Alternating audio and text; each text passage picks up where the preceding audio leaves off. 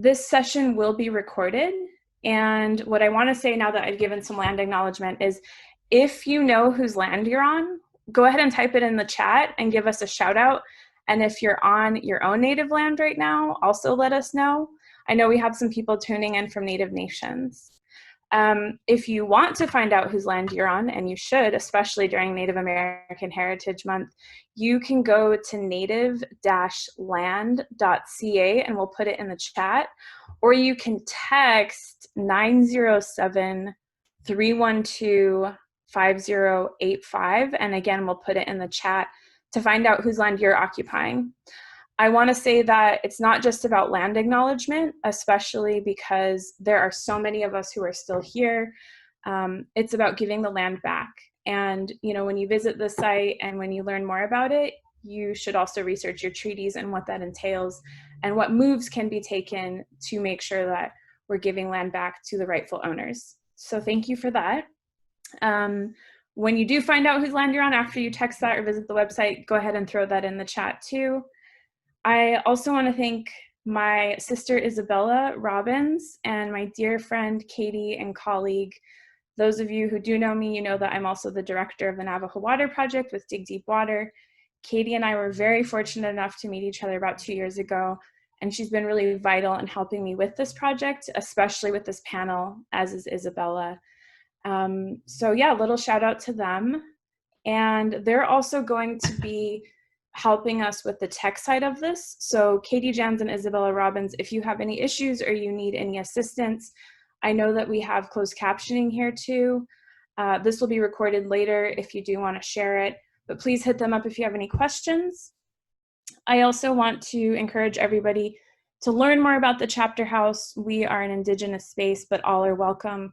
We're building a community of Native nations and our allies. And hopefully someday we'll have a brick and mortar, but for now I'm really excited that we can all gather online, which is really exciting for us. So please visit us at thechapterhouse.org and follow us at the Chapter House LA, and we'll make sure to put all of this in the chat. I really want to say thank you to those of you who have donated to us. We aren't able to do things like this without your kind financial donations and your love and your support. It's been really amazing over the past few months to see everybody who's been promoting us. So thank you for that. Lastly, I want to say that this is a safe and positive space. As we've seen over the past few months, there has been some Zoom bombing. And so Isabella and Katie will be controlling the room. I encourage everybody to keep it positive, to please type your questions and comments in the chat. But I will also say with that comes, if there is negativity or if there is some Zoom bombing, I don't think the names I see here are any of those types of people, but we will remove you because, again, we want to make sure that this is a safe space for everybody. So thank you for that. I'm really excited to have all of our panelists here, and I'm really excited to have our moderator, my dear friend, Sharen Kickingwoman, who I was lucky enough to meet several years ago. Sharen hails from Blackfeet, Gros Ventre, and Cree tribes, and she's proud to call Montana home. And she works for the ACLU there. She is the Indigenous Justice, I'm going to mess this up here, Sharen, I'll let you say it afterwards, but the Indigenous Justice boss bee, basically, there. And she is a Stanford alum, and she cares about all things Indigenous, equity, and Native education. And in her free time, you can catch her on the powwow trail, the basketball court, and the mountains, or hopefully on the beach. I don't think you're doing that right now apart from the Zoom background. You should be at home in Montana staying safe. But I will check in at the end to say thank you. If you have any questions, you can hit me up, slide into my DMs, Izzy's or Katie's, and I'll let you take it away, Sharen. Thank you. Thanks, Emma. Thanks for having me. It's good to see everyone here on the Zooms. Yes, in my mind, I pretend to be on the beach, so that is why I love this Zoom background. But of course, as we know, it's Native American Heritage Month. So this is an especially exciting event. As part of our programming with the Chapter House, I'm super honored to be a part of this organization, a part of this panel, and a part of this community. We have just amazing panelists today. So I'm going to try to keep it short. And as I was saying, I'm the Indigenous Justice Program Manager for the ACLU of Montana. So that's what I do by day. But I'm really excited about the work that we're able to do through this organization. So without further ado, I'm going to go ahead and introduce some of our panelists. They're a little bit hidden. They'll obviously show up as they speak, like I am currently, but if you guys want to give a wave or the good old Zoom wave as I introduce you, just so folks can orient themselves to who you are, I think that would be great. And I'm going to do my best to do the correct pronunciations, and especially for our Navajo panelists. I've been practicing your clan names, so hopefully I don't mess them up too much. But please do jump in to correct me if need be, or if you want to add anything about yourself. But I'm going to go ahead and introduce Mercedes Dormy. So born in Los Angeles, Mercedes received her MFA from the San Francisco Art Institute and her undergraduate degree from UCLA. She calls on her Tongva ancestry to engage the problematics of visibility and ideas of cultural construction as an outcomes of the need to Taiwan existence for the land. Mercedes also acts as a cultural resource consultant on sites where her Tongva ancestors and items are being excavated. This work carries a heavy weight of responsibility and has fueled her artistic exploration and passion for visibility for her tribe. Her work is part of the permanent collections of the Hammer Museums, San Francisco Museum of Modern Art, the Triton Museum, the Allen Memorial Art Museum, the Mont Blanc Foundation Collection, and the Phoebe A. Hearst Museum. So everybody please welcome Mercedes. Next, we have Diné Collins. She's a Native American actress living in Hollywood, California. She's appeared in titles such as The Longmire, Fucrai, and is the lead character in the yet-to-be-released In You We Trust. She has lived in Hollywood since 2013 and recently began her PADI dive master training with ambitions to start an all-Native volunteer scuba team to recover missing Indigenous people that have passed away in the water. She's enrolled at the Fort Peck Assiniboine Sioux tribes and is also Crow. Next, we have Diné Shandin, who's a Diné and Korean artist and is born to the Diné Navajo Nation. She is Hanakani, one walks around clan, born to the Korean race and on her father's side. She's also Kinchichini, the Red House peoples, is her maternal grandfather's clan, and the Bilagana white people is her paternal grandfather's clan. Shandin's work responds to her own identity as an Indigenous woman and an artist. Her photography work reveals her Diné ancestry through intimate family portraits in urban settings and on her homeland. Shandin's projects reveal the importance of Indigenous spirituality and sovereignty. Her work brings awareness to many contemporary First Nations issues, including missing and murdered Indigenous people. Our next panelist is Sam Slater. So Sam is also Diné from Round Rock, Arizona. He is Kia'ani Nili, born from the Nayasa Diné clan. Sam is a moccasin maker and silversmith with a strong passion for Navajo culture, arts, and education. He is currently a senior at Columbia University studying Native Studies and Education. And last but not least, rounding out our panel is Kohar Avakian. Kohar is Black, Nipmuc, and an Armenian scholar from Worcester, Massachusetts, and a PhD student in Yale University's American Studies program. She graduated from Dartmouth College in 2017 with the BA in History, modified with Native American Studies, where she completed a senior thesis on the history of legal whiteness in the US, focusing on the case study of Armenian refugees in Worcester, the first Armenian community in America, on the ancestral land of the Nipmuc Nation, her tribe. For her doctoral research, Kohar is interested in situating the history of Armenian racial formation within a wider framework of settler colonialism, slavery, and Asian exclusion. While she primarily draws from historical photography and oral history research methods, she also seeks to interrogate archival silences and create space for the alternative modes of knowing and being in the face of such absences. Her work strives to explore the palimpsestic histories of her Armenian, Black, and Native American ancestors in order to illuminate the intersections of race, indigeneity, and genocide in the United States and beyond.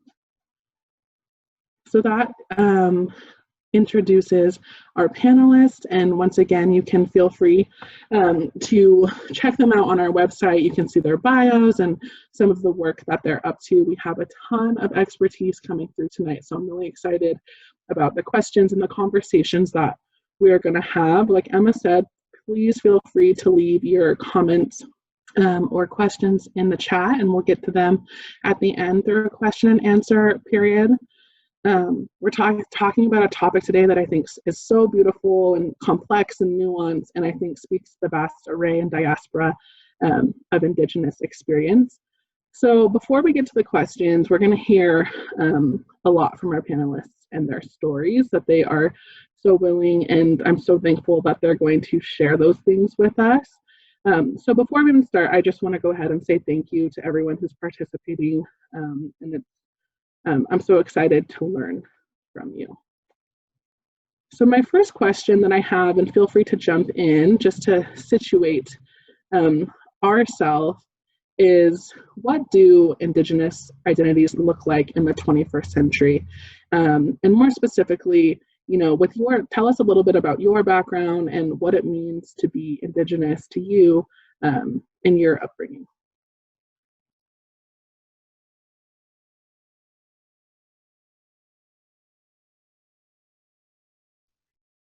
Okay, I'll kick it off.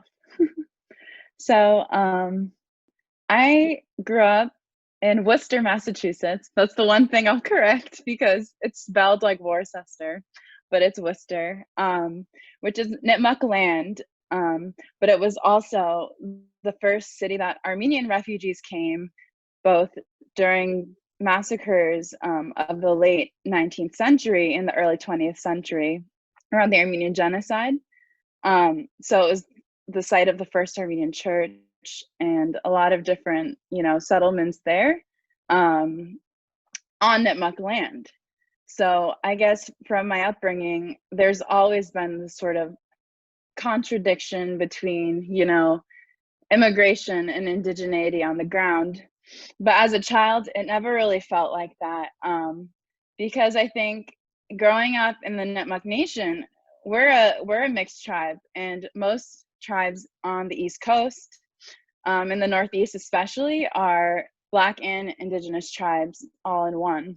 And growing up, I tell people this, I really thought of indigeneity that way. Blackness and indigeneity are inextricable in my head because everyone looked like me.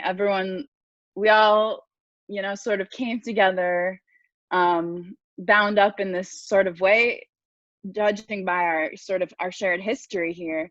And it wasn't until I went to college that I started meeting a lot of natives from all across the countries, a lot of Navajos, love y'all, came over here for me to realize that indigeneity in the 21st century, I think it's the way it's always been, but I assumed most natives were mixed like me, judging from my own experiences. But I guess we're often ruled by these ideals of purity, and obviously because of these myths of extinction and these histories of forced assimilation that we've been forced to go through, that they are definitely often present even in communities that are so mixed like mine, being that you couldn't check more than one box on the census until after the year 2000. But I think Indigenous identities in the 21st century look how they've always looked. We've always been kind of forced into these situations where, you know, mixture was a part of our kinship structures. It's a part of our community survival. So I guess to me, we've always been multifaceted, diverse, and rich, and that's been a part of our strength. If anyone else likes to speak about their experiences growing up or anything, take it away. Sure, I'll jump in. I'm Mercedes Dorme. I'm Tongva, and I grew up in Los Angeles. So it was a really odd experience to kind of be in your homeland, but also kind of treated as a trespasser. I think about this a lot kind of being told, oh, what are you doing here? Like kind of these feelings of not quite fitting in the space. And then it's also being of California tribal descent. There's also different visuals and different culture and different like expectations around what Native looks like. I thought, you know, going through grad school, I had a lot of experiences, or like, oh, if you just put on some turquoise jewelry, or like, you know, things like that, which are like, you know, coding somewhere else. And so a lot of my work through working on the cultural resource sites and through looking at my artwork is about kind of exploring what it means to kind of be in the contemporary moment, because so often I interact with people in Los Angeles, where I am right now, and I'll say Tongva and you get a blank stare, and then you say Gabrieleno, right, because that's the historic naming when the Spanish came in, you still get a blank stare. And so there's still a lot of work around visibility. There's still a lot of work around just kind of combating the erasure that we kind of dealt with, or you know, we deal with, you know. And so I feel like growing up, my family, my ancestors, my grandparents, you know, really went the assimilation route, where they tried to like fit into LA to look like, you know, they belonged in a Western, you know, space. And so it took a lot of reconnection. It was kind of like I was almost recreating memories or understandings in reverse, where I'm like, oh, that's why my grandmother did this, or that's why my grandfather did that. Because it wasn't until much later in their life, you know, when I was like in middle school, that I really started understanding their true heritage. And then on top of that, it's kind of forgiving some of that like frustration, where you're like, God, I wish I wish they'd been more open. But I think for me, a lot of times it's like taking that step beyond and being like, well, okay, now I'm poking at why that scenario existed in the first place, that they felt so shameful. You know, so it's like, not, instead of kind of being frustrated that it happened with my family, thinking like, okay, well, they were surviving, you know, and that was how they did it. And so there's a lot of relearning, re-understanding, and just kind of exploring, I would say, that, you know, I participate in. I don't know if that really answered the exact question, but that's my take. Absolutely. Thanks for sharing that. I agree with so much of what you've shared and your personal experience. So for the rest, I'd like to keep going around the horn just to get everyone introduced. If Diné or Sam or Janae want to jump in. Yeah, I'll go ahead and add my thoughts. Thank you for the beautiful pronunciation, Sharen. And thank you for those two comments from Mercedes and Kohar. I really just appreciate both of them so much, and what they said, and sort of how I relate in thinking of my mixedness as being essential to who I am as a Navajo person, and never taking away from that. Because when I typically introduce myself, I list 4 Navajo clans, which for somebody who looks like me is pretty unusual. You would maybe just expect for me to say, Kia Ani Nishna, and then say Bilikana, Bilikana, Bilikana after that. But in our family, we were taught that's not a clan, and that's not the people. And your clans are about people. And so with each of sort of, whether it's my father, my Che, or my Nellies, my dad, my maternal grandfather, my paternal grandparents, we were sort of maybe sometimes more with, kind of doing it in a teasing way, and sometimes more serious. There were real discussions about how to incorporate these people into our home community, first in Round Rock, and then sort of as we expanded out from there, going back to my grandfather, and the real discussion that took place about whether or not he'd be able to marry my late Masana. And the only way that it was allowed was if sort of a different in-law adopted him. So that's why I always say Tsina Che. Then with my dad, the same thing was said. They said, well, these kids can't introduce themselves Bilikana Yishchin, because it's going back to a really, a really deep understanding that Navajos have of whiteness, that, you know, that it isn't real, that you can't say white, that you're born for the white people. So that at the time my dad was vegetarian, and so that's what I mean, where it's kind of a joke, in a joking way, they said, okay, the squash people, you'll be the squash people. And then later on, as we were growing up, we realized, well, hey, what are we going to call our Jewish grandparents from my dad's side? And that's how we sort of came about saying sort of the Jewish Star people. So for me, that's always been part of who I am. It's not sort of a little asterisk or anything. It's always, that's how we were incorporated into our Navajo life, and into our, you know, a nation, really, sort of the core of who you are, separate from the Navajo nation, but sort of whatever this Navajo-ness that's rooted in Ke. And so I'll just say that to kind of introduce myself and expand upon, again, that beautiful introduction, and sort of the idea that this mixedness is, for me, has always been felt, you know, that makes you more Navajo. We're always people who are bringing others in, and for our ability to practice that demonstrates a strength of who we are externally from any other kind of you know, imposed system of identity, or imposed system of you know, being you know, with identity rooted in having a CIB.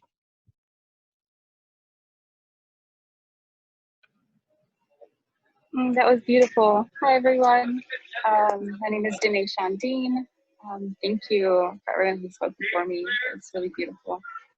I think to kind of answer the question on more of like the experience of what it means, or how it feels to be Indigenous at this point in time, it feels very, very surreal for me. Like, now that I'm an adult and I know who I am, and I've learned how to navigate this world that's always felt really uncomfortable. I grew up in like a really suburban area in Utah, surrounded by, you know, LDS folks, and I never felt at home. But like, as I become an adult and I grow into my womanhood, and, you know, I'm an auntie, and so in that way I'm a mother, I realize like my connection to my indigeneity is so much a part of reflecting on my mothers, and this mother energy that I have within myself as well, and seeing my sisters become mothers. And in that way, like, it really connects me to, and which I try to show in my work sometimes, that connection to my mothers that came before me. And I think about, you know, my first clan is Hanabahni, you know, one who walks around clan. And I think about how quite literally in some of my work, and even back home, just walking around on the land and thinking where my grandmother herd her sheep and lived all her years and walked in this really beautiful way. And, you know, coming back around also that part of my clan, leaving home and then coming back to it is something I've kind of adopted as those characteristics. And I think that's really beautiful. So yeah, my connection to the identity within this beautiful realm of mixed races. I'm also Korean, Vilagana as well. It's just interesting to have that kind of experience with land and motherhood during these days.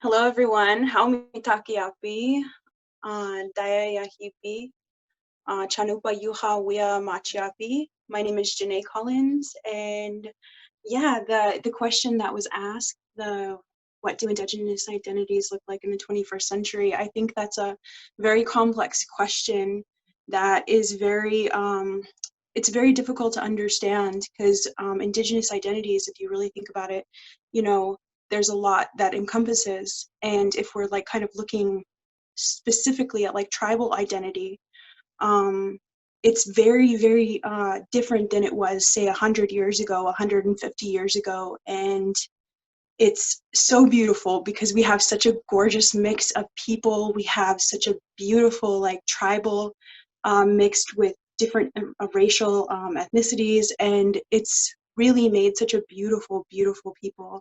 And I think it's really important that we really, really maintain that and really like teach our children, especially because I have an 11-year-old and he's constantly asking me about our identity because we live here in Los Angeles and he's lived here for about 7 years of his life.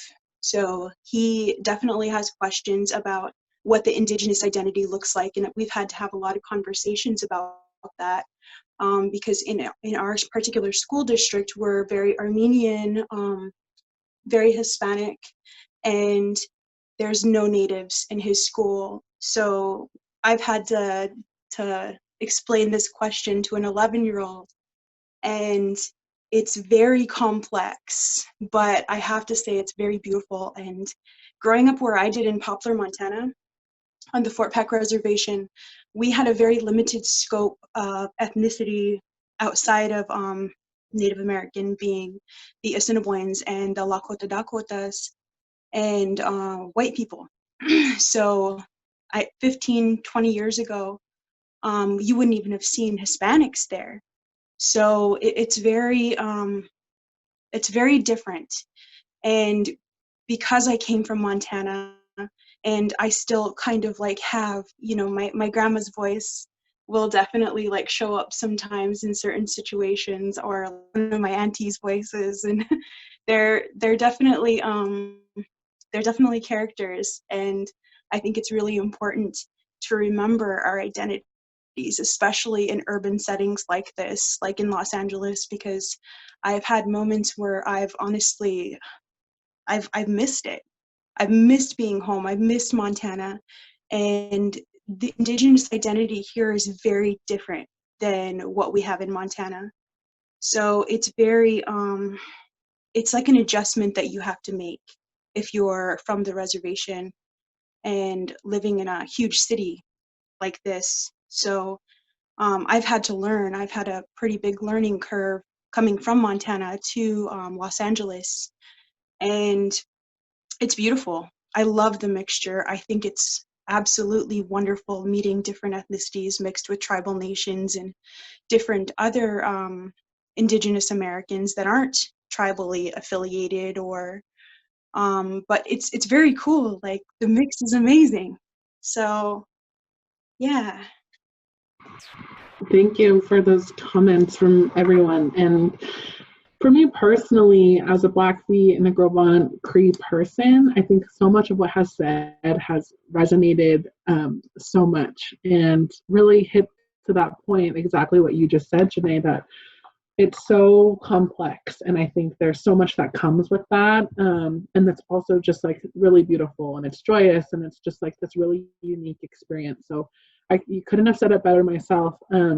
I know one thing Sam mentioned was CIB, and so just for folks, if you don't know the reference, that means Certificate of Indian Blood, and he was mentioning how it's just so much more deep than that and complex than that. So without getting too deep into that, I just wanted to make sure that people knew what that acronym meant. And this stems into our next question that I have for you all, which you each touched on, was basically about talking about coming from so many different people, so many different cultures, just being a blend. And I love what you said, Kohar, about being, how that has always been part of our kinship systems. And I thought that was really, really great insight. So my question is, you know, in my life, I've found that in those differences, even with the tribes that I'm from, there's tension that has arisen from that. There's just differences between families, maybe from traditions, and there's also some really amazing positive things that coming from so many different, you know, different languages I can learn, different homelands that I have. So I would like to hear from you all about those positives, or maybe those tensions that you've experienced coming from maybe opposing tribes, or maybe just different cultures in general. And if you could talk a little bit about that difference and how it has brought value to your life.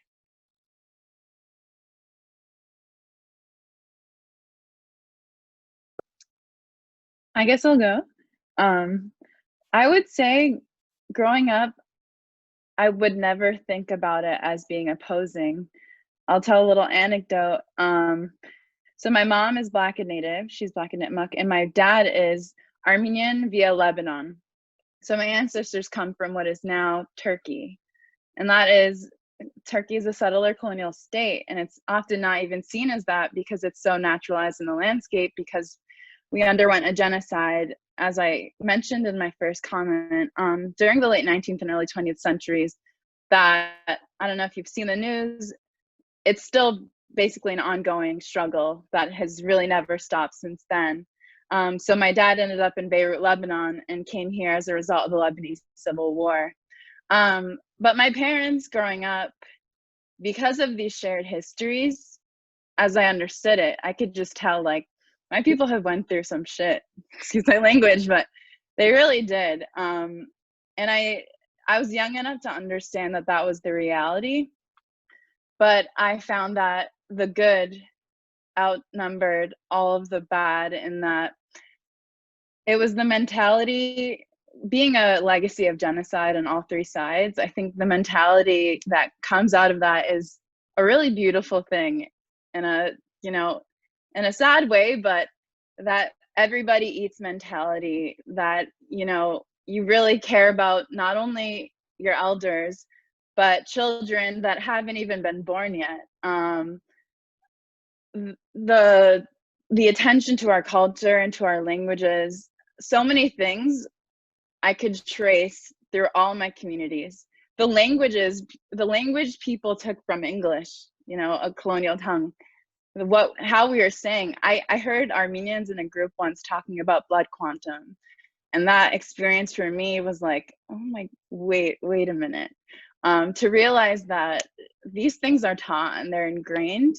So my whole thing is just bridging so that we can unlearn all of this violence, because so many of these ideals of extinction and blood purity, I think those definitely rule so many of the ways we've been taught, because that generation is still alive and well.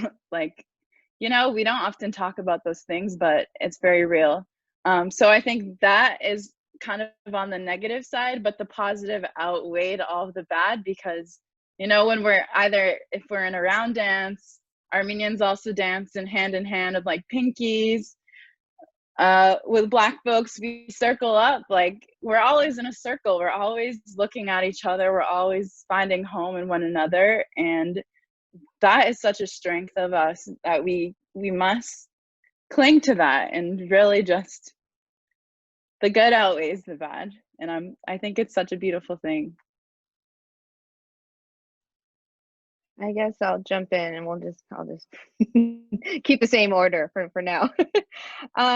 You know, I think a lot about, you know, kind of this hybridity or multifaceted existence. Having grown up in Los Angeles, like I danced ballet for 15 years. I participated in some like really, you know, part of, you know, half of my heritage is, you know, French and German and English. And then I have like my native side. And, you know, because of that duality, I think there's sometimes this, you know, shakiness around claiming things, and you get questioned. I mean, it's so common to get questioned, like, well, what percent of it are you, and how real are you, from like strangers. It's really kind of shocking sometimes when someone like treats you like a, you know, like a pedigree dog on a show floor, that's like, well, what percentage of purity are you, you know? So having grown up with that, it took, you know, a long time to kind of become really empowered and to feel it, and to understand that I have connection to my ancestors that is tangible, and I can feel that it. And sometimes it's like when people come in and say, oh, you don't look native enough, or you don't code as this, or you're not, you know, this or that, it can be like shaky, like it can be difficult. And in our tribal group, there's you know, factions is the word that's often used. And, you know, when I first saw this question come through, I thought about one particular group that kind of goes against the other and tries to like disprove their legitimacy, and I think of all the energy that takes. And it's like, we could be doing so much if you put that energy towards something positive instead. And so that's kind of what I try to do, to make those connections, to kind of like just be like confident and know. And I you know, and it's like paying attention, like tuning in to those little moments. I think about, I'm taking Tongva language classes, and the words just sound right in my mouth, and I don't know how to explain that other than saying that, you know. And so when you have those moments where you're like, oh, this just feels right, like it's not a struggle, it's like it makes sense, like it just clicks in your brain.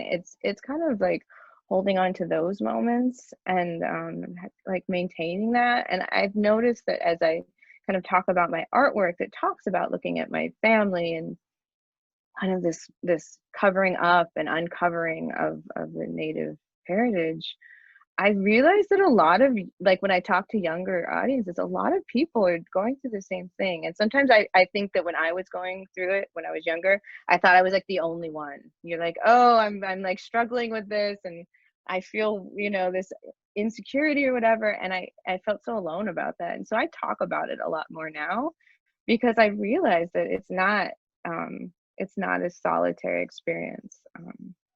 But yeah, it's very complicated. Yeah, I could go on for longer, but I'm not going to take up too much time. I think that is so beautiful. I'm like over here smiling. I love when people talk about learning their language and like the feeling of that. It's so magical, and like that's really, it's just like returning home. And I think that's what this whole experience is for me right now. And then, you know, with so much being taken away from us, so much to lose, we've been so displaced that any energy that we can get away from this world of white supremacy and ugliness and noise, and just return home, if we can find that quietness to like practice just being and existing within ourselves. And I'm not even talking like, you know, fighting for, you know, social justice and environmental change. Like, what about, you know, yeah, learning your language, learning how to do the beautiful things that our people have made for so long, and we were so good at it. And we were gifted these things. Like, we were gifted these beautiful abilities to create such beauty with such meaning and intent. And, you know, all these beautiful things that took care of our people. Yeah, that's kind of like the energy I'm feeling more lately. There's like coming into this winter season, and after just a really heartbreaking and ongoing, unending struggle to just find some peace. I love hearing, it's so healing to hear people have the same experiences as me, who, you know, find that chance to return to home.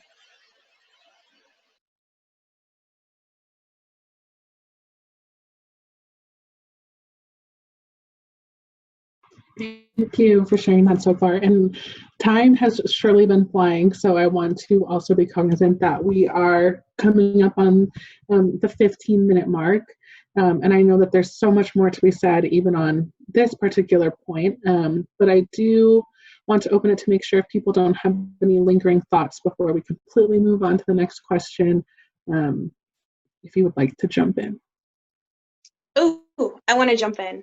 Okay, so the question kind of it resonated with me a lot in particular, because when you said opposing tribes, that definitely connected with me, because my dad is Crow from Crow Agency, and my mom is from Poplar, Montana, from Fort Peck. So historically, we were opposing tribes, like very, very opposing, and like there's still a pretty big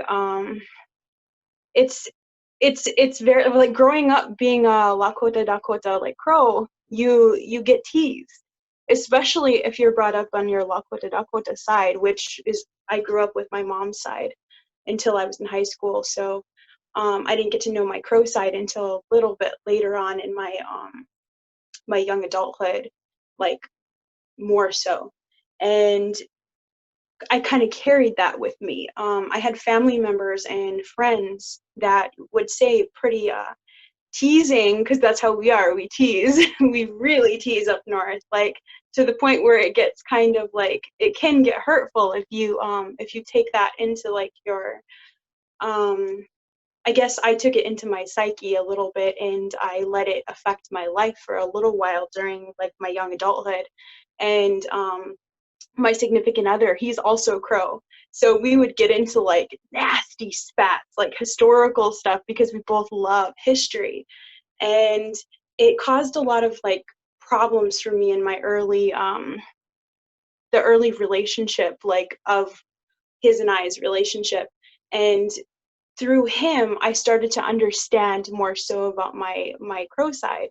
And 2 years ago, his mother outfitted and paraded me in Crow Fair. So that was the first time that had ever happened to me, even though I am half Crow. And it was so awesome. Like it was very like the opposing part in me kind of just rested and just like accepted, you know, like this is who I am.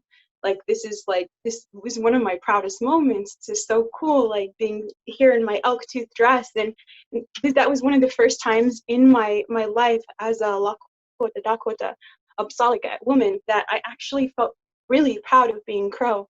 And I think that's kind of a cool thing for somebody that grew up primarily only knowing their Lakota Dakota side. It's something that brings peace.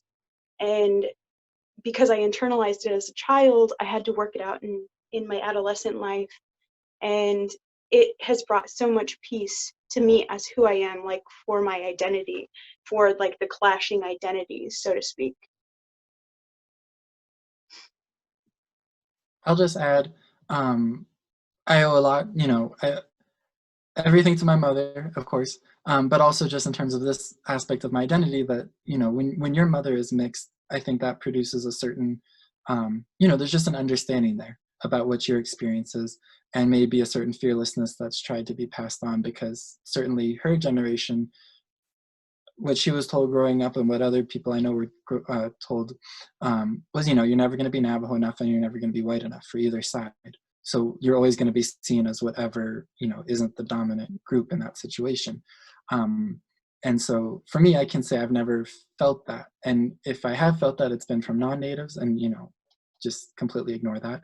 And then if there has been any questioning internally from my own community, I think as I've sort of, you know, maybe it's kind of feels a little harsh at first. And you're wondering like, wait, I thought I'm related to that person. I thought that person is my teacher. And then you realize, yeah, I am related to that person. That person is my teacher. They're questioning me because they want me to really be asking myself, what am I doing here? Because there's this fearlessness that I just say, okay, yeah, I'm entitled to this space. I'm entitled to these teachings. I can go there and learn. I can go there and participate. That perhaps wasn't necessarily the feeling that, you know, people of my mother's generation grew up with their mixedness, and maybe other people even of my own generation. But, you know, really to be really introspective of yourself and asking yourself, why is this important to me? Why am I so insistent on saying, yeah, I am Navajo, I am Diné, these are my teachings, this is where I come from?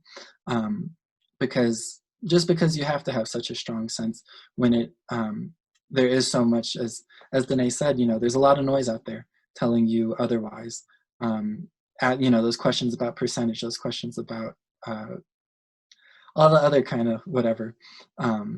But for me, that's been my experience of questioning, is it's always something intended to strengthen me and intended to strengthen my family, and make sure that whatever teachings and gifts I receive, that, you know, they're really put to use, and, you know, and find a secure place within myself and within my family. Thank you for sharing that. So my next question deals and touches on a little bit of what we're going through in our current, you know, cultural moment and shift, where our world and our country and our communities are really, I think, confronting racism head on. And we're seeing anti-Blackness on the daily in so many different ways that it shows itself. And I think in many ways that this has been, you know, happening since first contact, and this is a product of colonization, and it's no stranger to our lived experience. But I wanted to ask how you've encountered racism within your community and the things that you've done to help combat that in your own work and life, to be an ally to our Black and Indigenous relatives, to other communities that maybe aren't our own, and even to our own people, how you've been able to navigate that.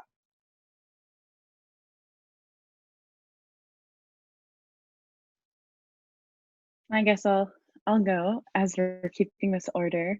I think it's a big question and we won't solve it today.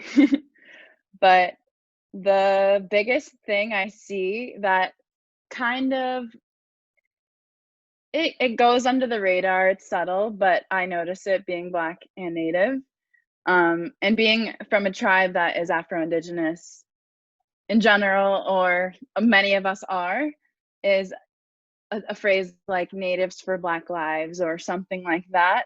In a way, we often speak about both groups as mutually exclusive, or we speak about Black Americans as if the entire Black diaspora, or a majority of the Black diaspora, is not a displaced Indigenous group that went through the same struggles. Like, our histories are inextricably linked and have been. So it's a way of treating those two groups as distinct that, again, is going against what is actually the truth of our history in a way that's counterintuitive to the work that we're trying to do.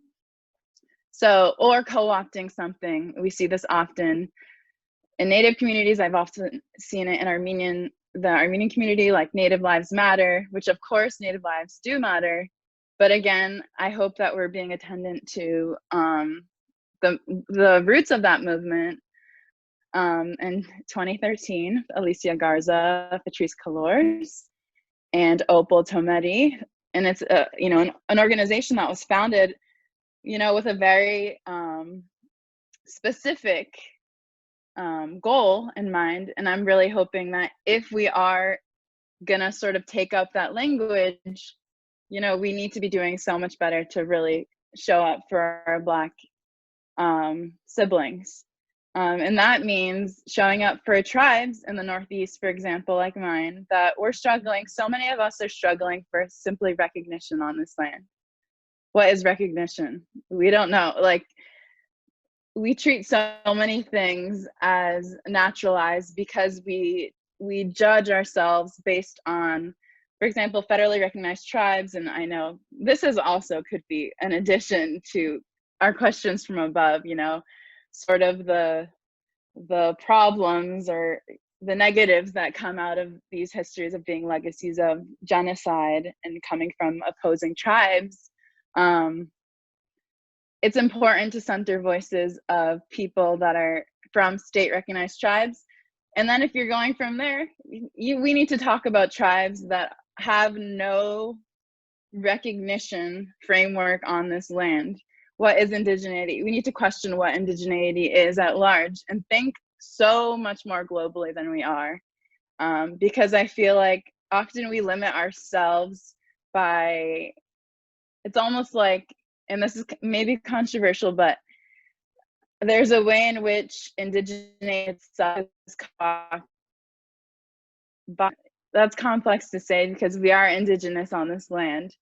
But the US or the lower 48, it's a thing. Ask Native Hawaiians or Alaska Natives. Even our experiences here can stand in for Indigenous people worldwide in a way that is limited, again, in disservice to ourselves. So I think I'm kind of getting off the question of anti-Blackness, but since anti-Blackness is a global structure, I think we need to be often also thinking in a much larger global framework, and that often has to do with, again, so many Indigenous people down below us too, in what is now Latin America, South America. Our borders are often, so much of the issue here when we're dealing with combating these very deep issues in our communities. So starting with all these things, those are my thoughts. Thanks.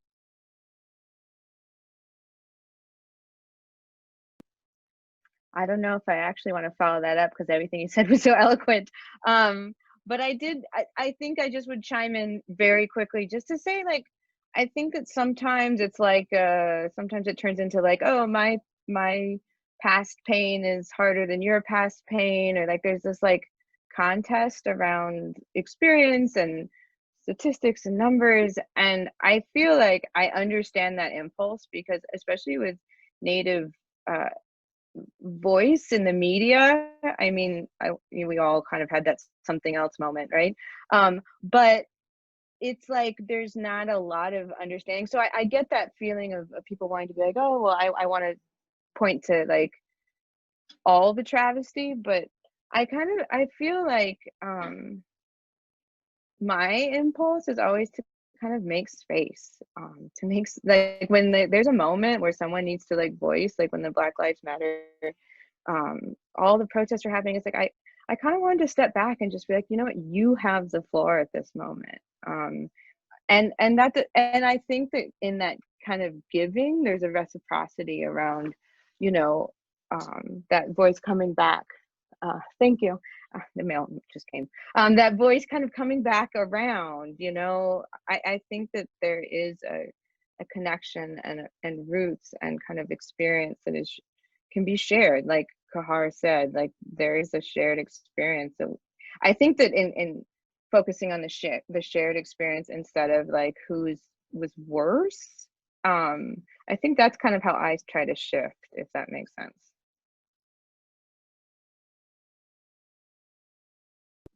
One question that's been coming up for me a lot is thinking about, you know, in like a general settler colonial narrative of America, racism produces race.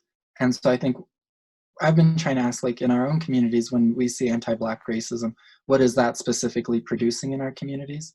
Is it producing, or, you know, replicating recognition, replicating ideas of purity, replicating Christianity, replicating this internalized sense of assimilation, and replicating the sort of assimilating toward, you know, a white supremacist governing structure. So that's just been one question as somebody who needs to do a lot more, but sort of as a starting point for me, saying there's a specific purpose that, you know, anti-Black racism is being sort of implemented toward. And for us to combat it, it's maybe helpful to have that perspective within our, you know, our own tribal communities of what this is being used. Thank you so much for those who have shared. I think this is such an important conversation, and like you said, Cohort could go on for days, and it should. So to that end, I know we're coming to the end of this panel, so I wanted to give all of our panelists a chance to have the last word, and my hope is in one sentence or 1 to 2 sentences, you could tell us, and this is like a big open-ended question, but what are things you wish people knew about having multiple identities? While we're in Native American Heritage Month, like what do you want people to do to help improve out of all the things that you've mentioned, the visibility of Native folks, or even beyond, as we talk about our issues we face?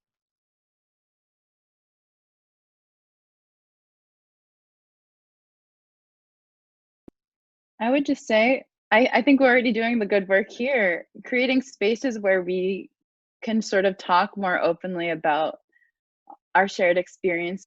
I think that's really the start, because so many of the frameworks we're in, whether it's a university space, I don't know, you know what I'm talking about, there's not really space to talk about our trauma, first of all, really not. I've learned that this year very well. And there's also not a lot of space to talk about our shared culture, unless you have like that network or a specific center for that, or some sort of outlet. So I think I hope people see that it's a good thing. And it's sad that we have to say this, but so often you hear it subtly in the way like, oh, the sort of way of lessening of an addition of one more thing is often seen as making the other things less. If we're talking fractions here, which, you know, there's a reason we often think that way. But to see it as a gift, as I've been saying this whole time, because it's our strength. I truly, truly believe that. So thank you all so much for being here and listening.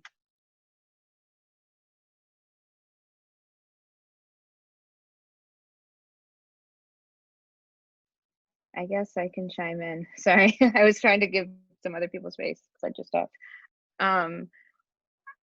I think that the thing that is so important about understanding is really going back into looking at where you are, where you live, supporting the native indigenous folks of those areas, doing a little work to kind of figure some things out, learn the history. I do a lot of work. I'm working in a public park starting tomorrow, an installation going up, and it's all about kind of what is a monument, and it's trying to bring visibility to this history of the land. But this is like 2020, right? It's the first time there's kind of a point to this in this park in front of City Hall in downtown LA.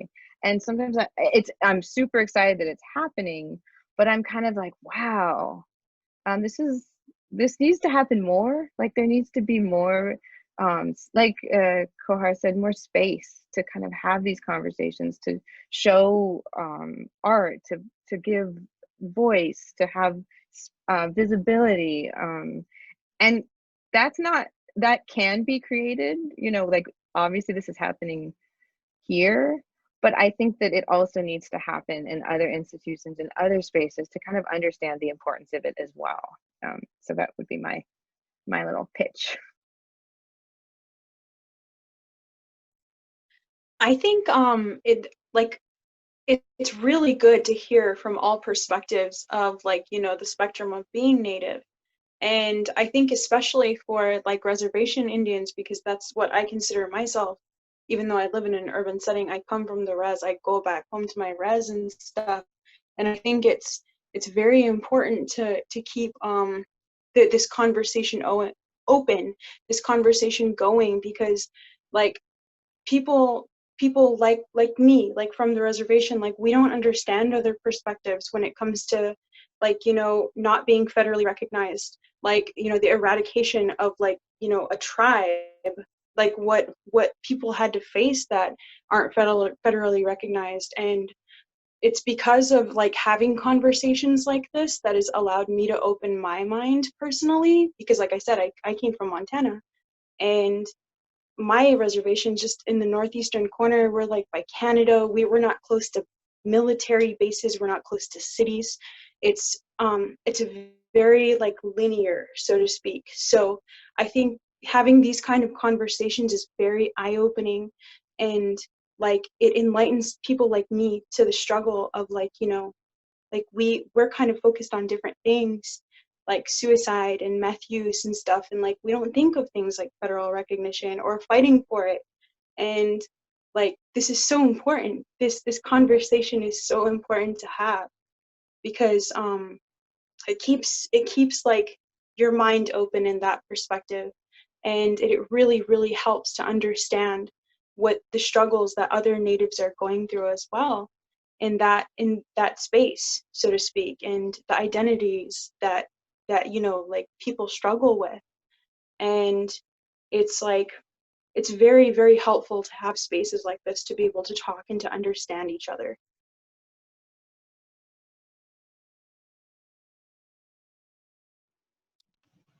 Just adding off of, Oh yeah, go ahead. Sorry, you go first. I was just going to say, you know, adding off of what Mercedes said, it's 2020, and we should all hold ourselves to a high standard. And for me, thinking about, you know, this semester and my my teacher education program, a lot of that for us has meant, or at least sort of what I've gotten from the classes, is acting out with care and having that sort of be your base for your you know, working toward justice, working toward positioning yourself reciprocally with others. And so that's just what I would say, because I think, you know, there's the standard answer to the question, you know, maybe of a different time would be, oh, well, we want people to know we're still here. We want people to know that we're, you know, all these distinct tribal nations. But just for me, sort of that going forward and making sure we get through this year and sort of the difficult times that are still coming is to just continue acting out of care.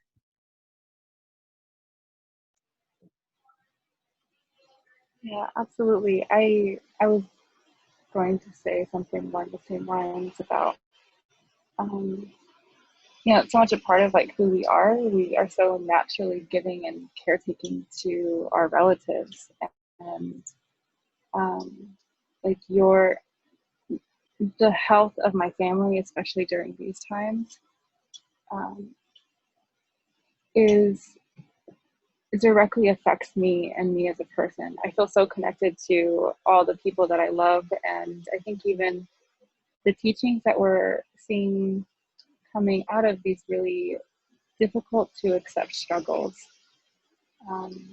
And a lot of us have lost loved ones, and having to carry the burdens of that. It's so important to adopt that kinship system that we were always taught, and that our ancestors practiced. And I see a really beautiful restoration of that, not just in my family, but also, I'm seeing all my relatives do very similar things where they're taking care of each other. And I think that's really what this time is about. And that's it's a beautiful sovereign act to do that, and that for me is also, one of those ideas of returning to home is embodying that, taking care of one another. And that goes for our Black relatives. And we know, like you said, we know what's right and wrong at this point, and it's so clear. And as much as we should embody love, we should embody the resilience to combat those kinds of things, and to keep fighting, and to keep that energy going. And start planning during the season and how we're going to really effectively make those changes, and what it looks like, beyond a world of operating in the political, mess that doesn't even recognize us in the first place, because we're just something else. And I encourage all my relatives to kind of lead within your homes and within your own communities, those really tangible, beautiful changes of being grounded to your environment and your community. That's what I wish for everyone, and I wish everyone really good health and happiness and peace. Hope you all eat well and enjoy your lives. And thank you for this panel. It's been really beautiful listening and learning to all of you. Yeah.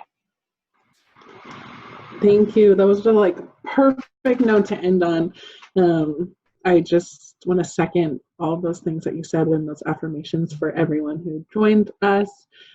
Thank you all for bearing with us. I know we're a little bit over time, but it's so important to give space to these incredible voices and perspectives. So our panelists, you're so amazing. I learned so much from you, and I'm just so grateful that we were able to create this space and that I could share in that a little bit.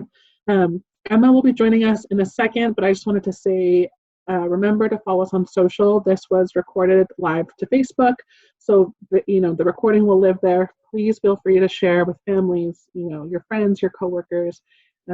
It was just such an insightful panel. So feel free to follow us on all the socials, and I will pass the mic to Emma.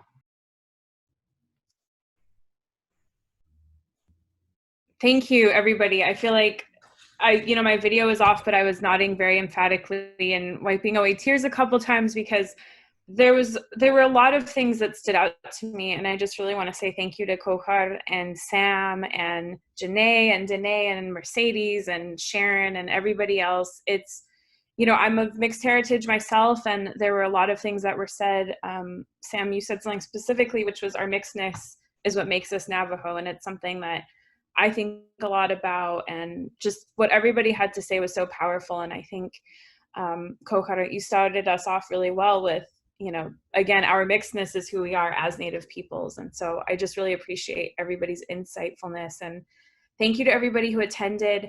I just wanted to close with saying, you know, of course, we're running on res time, just a few minutes late here, but this is exactly what the chapter house is about, and what we're intended for is to create space to have these conversations and to make space for all Indigenous peoples and to welcome allies and have these conversations, because it's about educating people and being there for each other. And I think, you know, I can't wait until someday we do have our brick and mortar space and we can have Navajo, not Indian, but Navajo taco dinners. I'm just kidding. But we can have dinners together and come together. But I think it's just so awesome that everyone could tune in. I saw everybody saying where they were from, and thank you so much. I also just want to say that, you know, again, make sure to follow us on social media. We have a couple of things coming up. We have some decolonizing your diet videos and tutorials and recipes. And then, you know, I want to just say that Native American Heritage Month is sort of where we're kicking off, but that's not where it ends, because we all know that being Native is a 24/7, 365 thing. So thank you again so much to the panelists. You can check us out at thechapterhouse.org and then on Instagram and Twitter. I'm a millennial. I think I've hit the mark of not being on TikTok, but who knows, maybe we'll be there. Instagram and Twitter is the Chapter House LA. So thank you again so much. And if you have any questions, you can hit us up on the website. But yeah, I really appreciate all of you and the panelists. You just said so many wonderful things. Thank you. And please stay safe, stay masked, wash your hands, etc.